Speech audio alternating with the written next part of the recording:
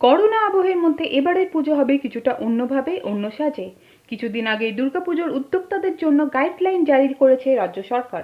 এই মহামারীর আবহে পুজোর মণ্ডপ তৈরি থেকে পুজো এবং বিসর্জন কিভাবে করতে হবে তার গাইডলাইন দিয়েছেন স্বয়ং মুখ্যমন্ত্রী।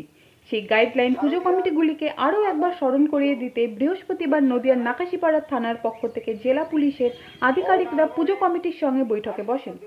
বৈঠকের পর পুজো উদ্যোক্তাদের সঙ্গে নিয়ে নাকাশীপাড়া থানার পুলিশ সাধারণ মানুষকে সচেতন করতে উদ্যোগী হয়।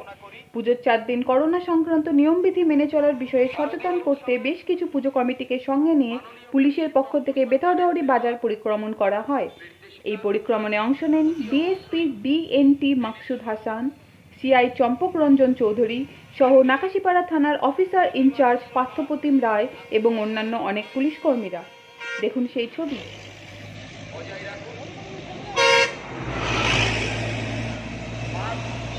অবশ্যই ব্যবহার করুন।